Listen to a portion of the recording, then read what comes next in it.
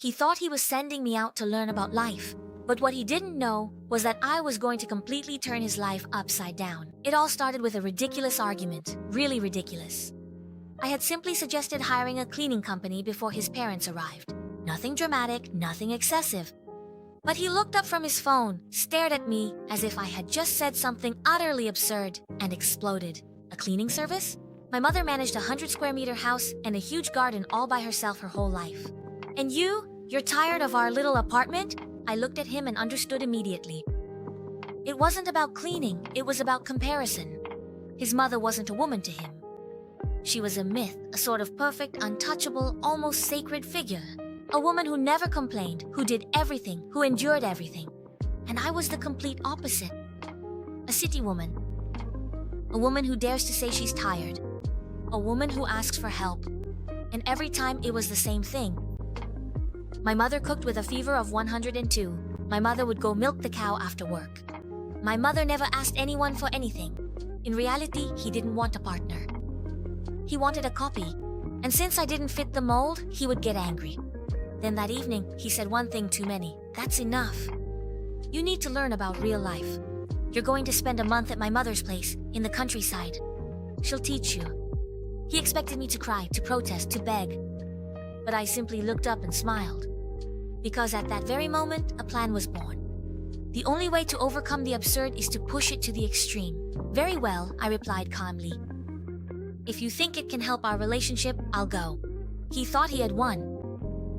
He had no idea what was coming. His mother was waiting for me on the doorstep of her country house. She was clearly expecting to see a fragile city girl show up, in heels, ready to cry. But I got out of the car in brand new work boots with a beaming smile. Hello, Galina Petrovna. I'm delighted to be here. Where do we start? She blinked, unsettled. She showed me the garden. Her plan was simple. Make me weed a flower bed, tire me out, discourage me, and prove to her son that I wasn't cut out for this.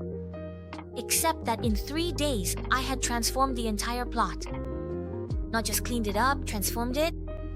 I redesigned the space, created raised beds, and organized the crops. And above all, I installed an automatic irrigation system.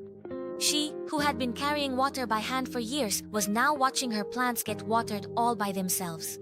That's optimization, I explained to her. Your son loves that, doesn't he? She didn't say anything. But I could clearly see that something wasn't going as planned. Then came zucchini season. And that's when everything changed. She used to cook them quietly, give some to the neighbors. Me, I turned her kitchen into a production factory. Up at 5, I announced one morning. Today, the goal is 30 jars. We bought vegetables in bulk. I found dozens of recipes online. Leto, ajika, preserves, marinades, we were mass-producing 50 jars a day. She was exhausted. Me, I was full of energy. We don't stop. Winter is coming. Your daughter will be so proud. In the evening, she would collapse. Me, I was already preparing for the next day. She started dreaming about zucchinis. But the worst was yet to come. The real final blow? Her personal development. You're bored in the evenings, I told her. You need to stimulate your mind. The next day, I set up a computer, fast internet connection, and signed her up for an online course. Congratulations. Today you start computer science for seniors. Those evenings with TV, over. Instead, Zoom, password, homework. I encouraged her. I congratulated her. But in her eyes, there was panic. She would have traded her entire garden to get her peace back. Meanwhile, in the city, my husband was enjoying life. Silence. Freedom. He proudly told his friends how he had put me in my place until his phone rang. Mom? He answered with a smile. So, is she holding up? But on the other end of the line, it wasn't a proud voice. It was a broken voice. My son, come get her, I beg you. He turned pale. What did she do? She doesn't refuse to work. That's the problem. She redid everything. We sleep 3 hours a night. I can't stand the sight of zucchinis anymore. And now, she wants to teach me English so we can go on a cruise. Silence. His world had just collapsed. The next day, he arrived in a panic. And what he saw completely shocked him. A perfect garden, a cellar filled with flawless preserves. His mother in front of a computer trying to insert a USB stick. And me, smiling, rested, radiant. So, do you see how well we worked? On the way back, he hardly spoke at all. Then he finally asked, "But why?" I looked at him calmly. "You wanted me to understand real life." I did, and I improved it. A few weeks later, he called a cleaning company without arguing, without comparing. Then one day his mother called him again. But this time she was joyful. "I've created an online group.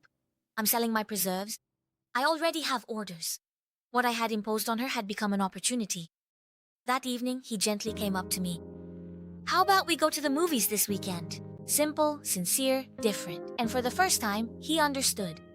A real woman isn't the one who exhausts herself in silence, but the one who changes the rules of the game.